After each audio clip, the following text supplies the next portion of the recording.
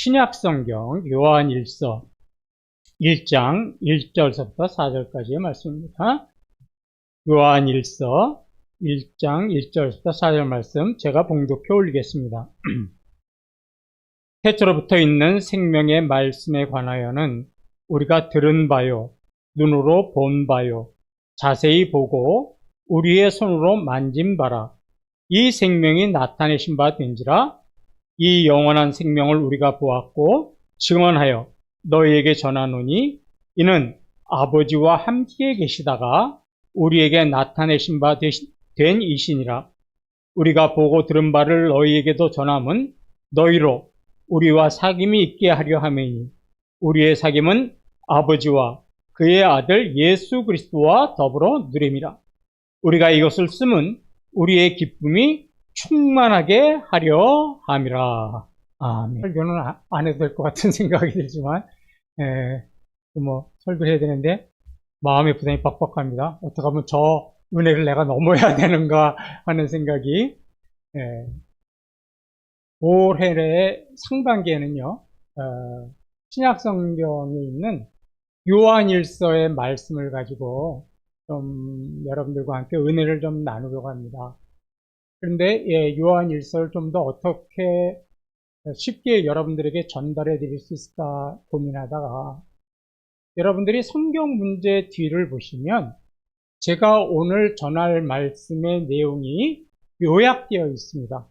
그래서 매주 요한일서의 말씀을 전할 때는 성경 문제 뒤에다가 제가 오늘 전할 말씀을 요약해서 정리해 놓도록 하겠습니다. 그러니까 그 말씀을 눈으로 보시고 귀로는 제 말을 들으시면 그 말씀을 좀 더 쉽게 이해가 되지 않을까 싶어서 이렇게 좀 준비를 해봤습니다. 그리고 이제 집에 돌아가셔서 성경 문제를 하시잖아요. 이제 다 하시고 나서 옛날에는 성경을 이렇게 쓰셨죠, 3번씩. 근데 그거는 이제 없앴고요. 이제 그 대신 성경에 오늘 요약한 말씀, 또 여러분들이 거기다가 이제 오늘 들으면서 추가적으로 메모하신 말씀, 이런 것들을 한 번쯤 이렇게 읽어보시면, 주일날 설교의 내용을 이해할 수 있고, 또 새롭게 은혜가 될 줄로 믿습니다. 사도 요한이 성령의 감동, 감화를 받아서 기록한 책은 모두 3권입니다. 첫째가 요한복음, 두 번째가 요한 1, 2, 3서로 되어 있는 요한서신, 그리고 성경 제일 마지막에 나오는 요한계시록입니다.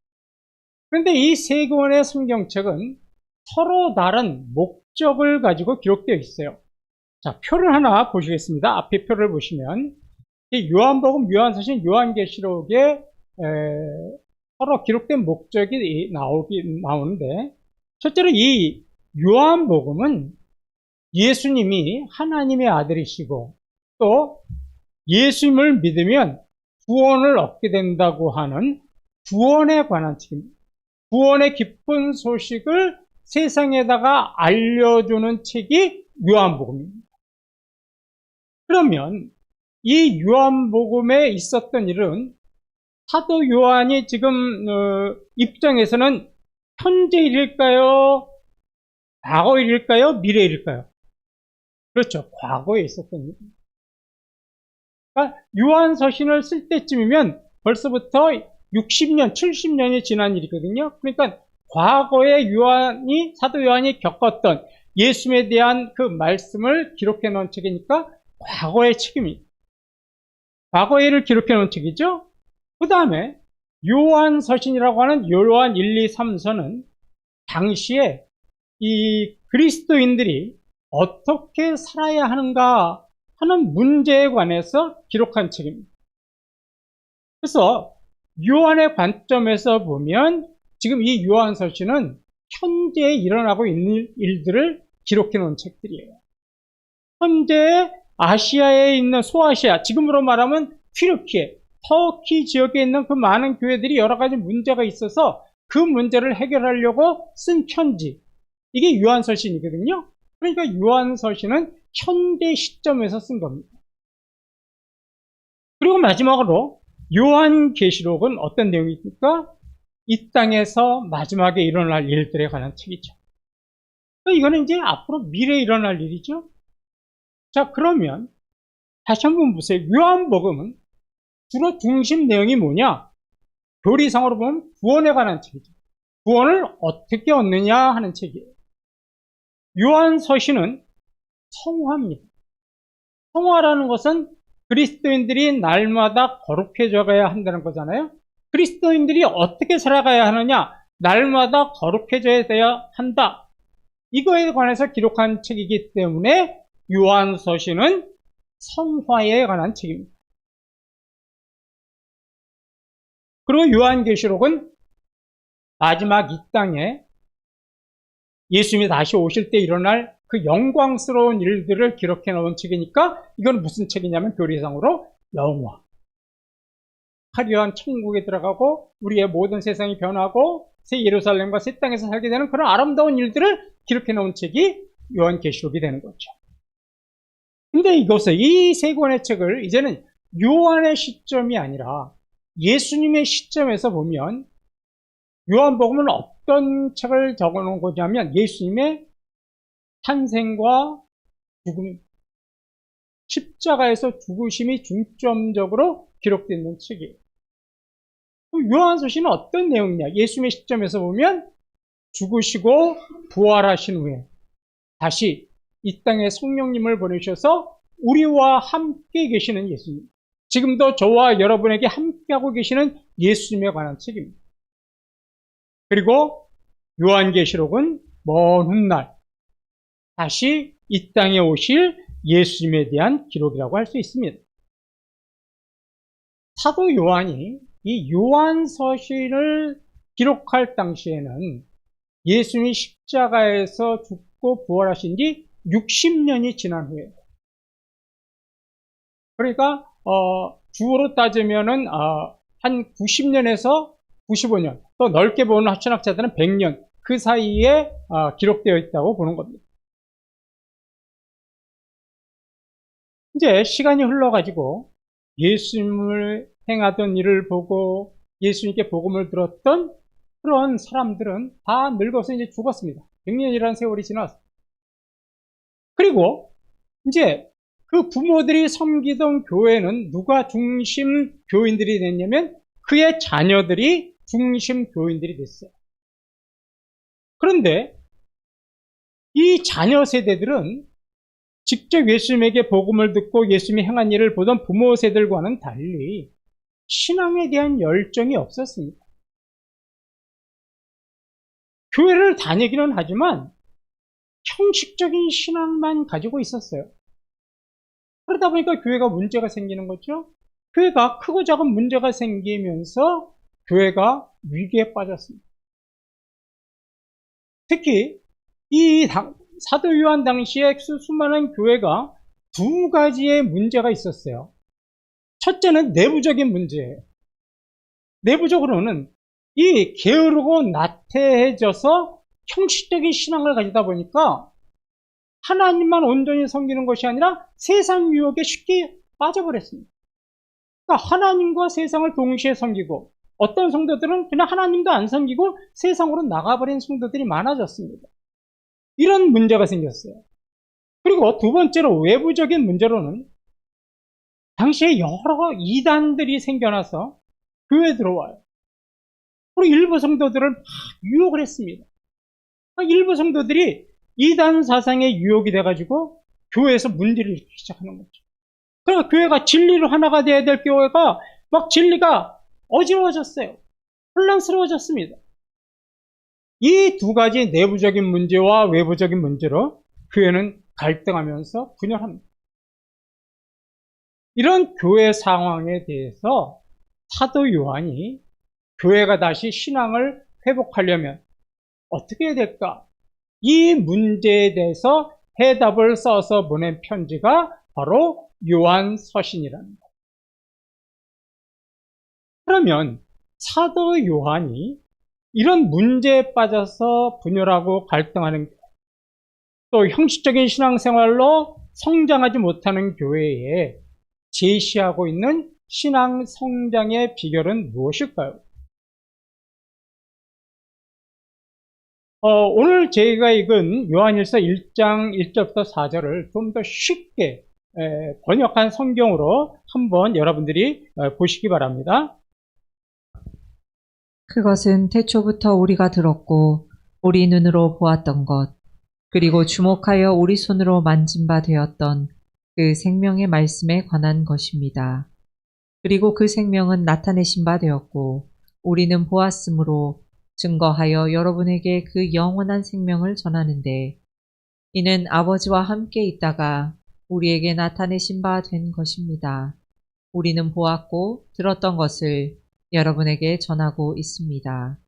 이는 여러분도 우리와 함께 사귐을 가지게 하려는 것이며, 이는 우리 아버지와 그 아들 예수 그리스도와 함께하는 사귐입니다. 무엇보다 이것을 우리가 여러분에게 쓰는 것은 우리의 기쁨이 충만하게 하려 함입니다. 예, 이 요한일서 1장부터 4절을 보면요, 중요한 세 개의 단어가 나와요. 첫째가 어떤 단어냐면 생명이라는 단어. 생명. 잘 기억해 주세요. 이 요한이 서신 이야기할 때마다 상반기 내내 이 세 가지 단어가 나옵니다. 생명. 두 번째가 뭐냐? 사귐입니다. 사귐. 그리고 세 번째 단어가 기쁨입니다. 그래서 제가 거기도 세 가지 단어 적어놨죠? 이 세 가지 단어. 그러니까 이 혼란스럽고 분열하고 갈등하는 교회가 문제를 해결하고 신앙 성숙을 이루고 온전한 교회가 되는 방법은 이 세 가지 단어에 있다는 거예요. 생명, 사귐, 사귐은 이제 교제라는 뜻이죠. 교제, 그 다음에 기쁨입니다.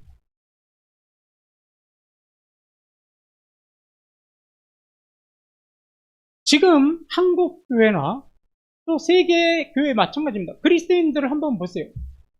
여러 가지 어려움 속에 빠져 있죠. 많은 교회가 갈등과 분열하는 그런 어려움 속에 있습니다. 신천지를 비롯한 수많은 이단들이 교회에 들어와서 교회를 힘들게 하잖아요. 성도들은 신앙의 정체성을 잃어버려요.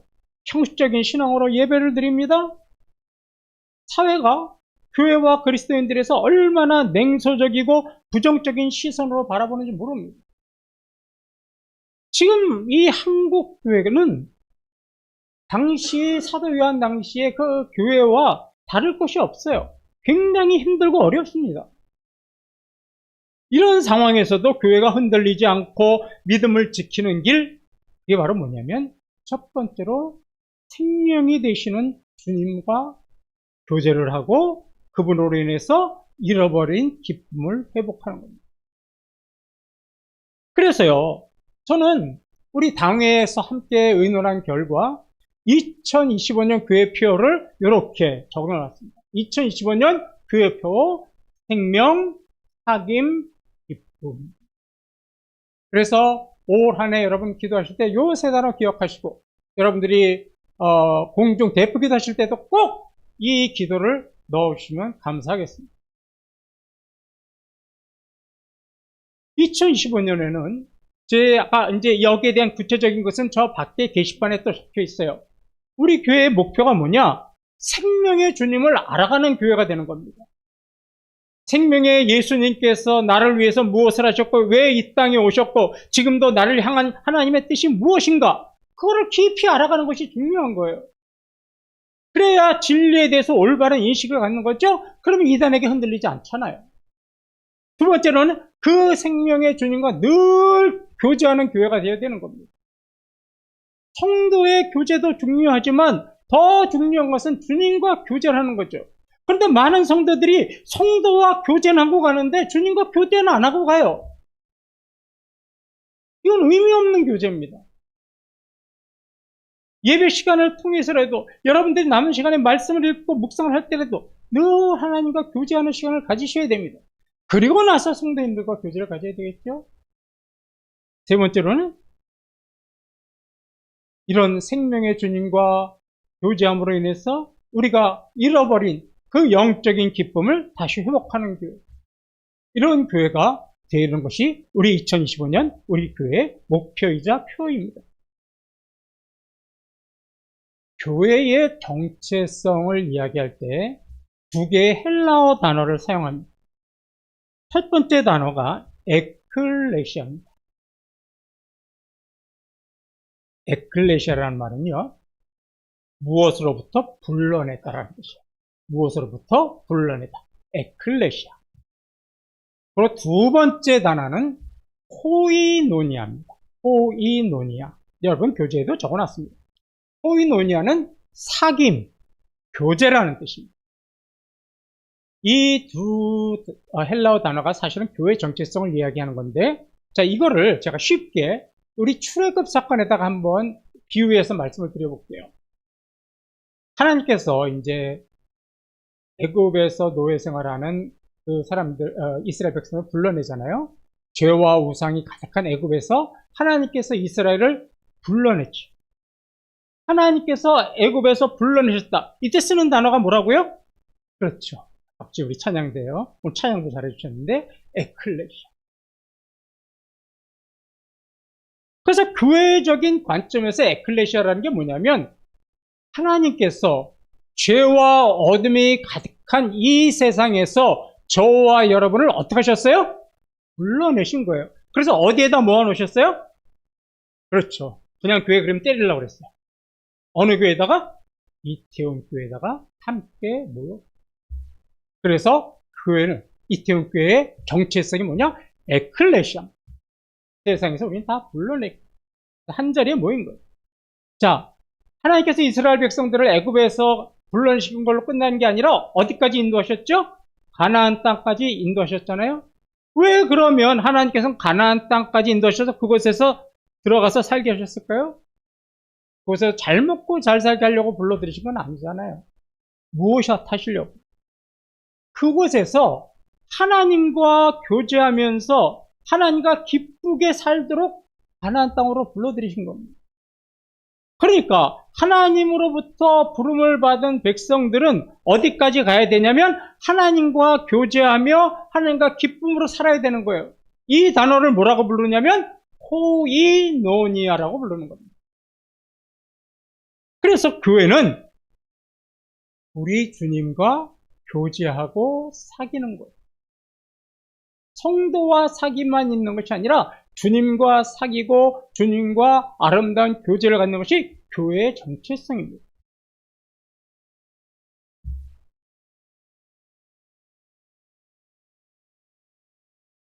시간이 많이 지난 것 같아가지고 이걸 좀 해야 될 것 같습니다. 오늘 맛있는 음식 기다리니까 좀 더 배고파졌다가 드시기 바랍니다. 예. 자, 오늘 왜냐면 이 요한일서 서론에 관해서 말씀을 드려야 그다음부터 이해가 좀 쉬울 것 같아서 그래요. 사도 요한은 이 에클레시아와 코이노니아라는 두 가지 진리를 요한복음하고 요한복음을 기록한 목적과 요한일서를 기록한 목적에서 뚜렷하게 보여주고 있어요. 먼저 요한복음 2장 31절을 한번 보시겠습니다. 오직 이것을 기록함은 너희로 예수께서 하나님의 아들 그리스도이심을 믿게 하려 함이요 또 너희로 믿고 그 이름을 힘입어 생명을 얻게 하려 함이니라. 예, 사도 요한이 요한복음을 기록한 목적이 뭐라고 그랬어요?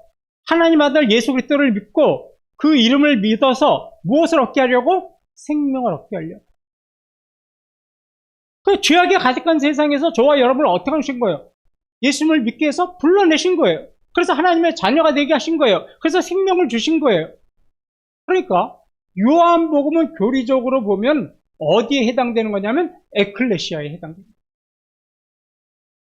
에클레시아를 강조하고 있는 겁니다. 그러니까 사도 요한이 직접 본인의 입으로 이야기하는 거예요. 에클레시아적인 교리를 강조하고 있다고.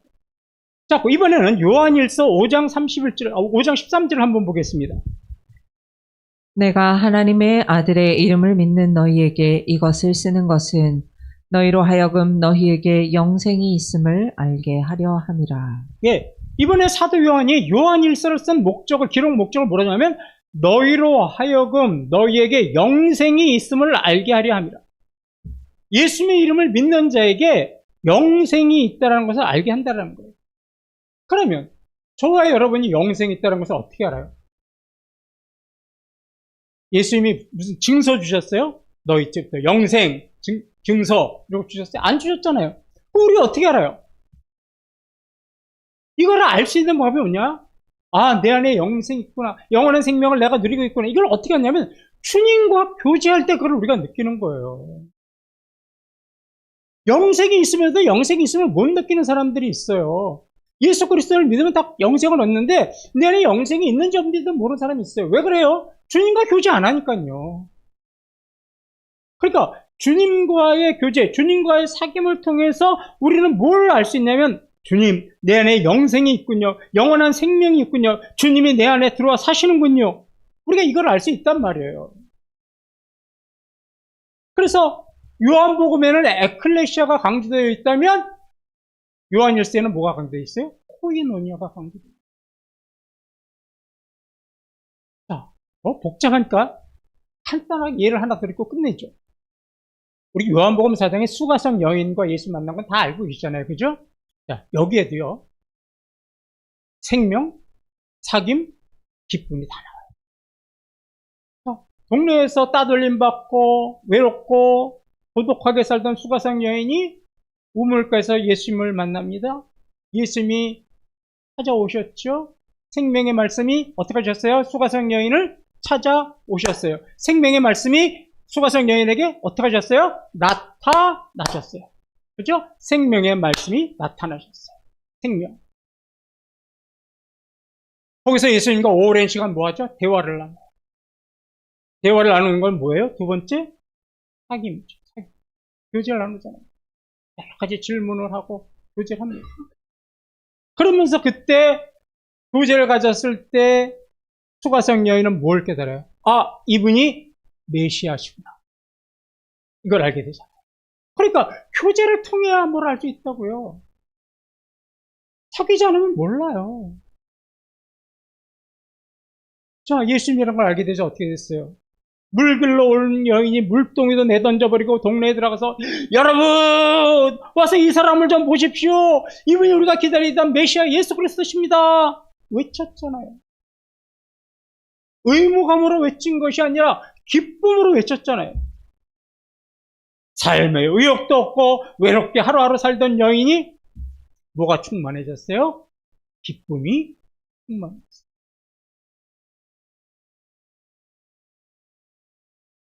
이 수가성의 여인의 만남에도 생명, 사귐, 기쁨이 모두 나와 있습니다. 말씀을 마무리하죠. 그리고 이와 같이 이렇게 작은 규모의 교회는 대형 교회보다는 참 부흥하기가 어려운 것은 현실입니다. 대형 교회는 뭐 전도하지 않아도 뭐 수많은 사람들이 이렇게 뭐 찾아오기도 하고 수평 이동도 하고 이렇게 하지만 우리 교회는 뭐 그런 걸 바랄 수도 없죠.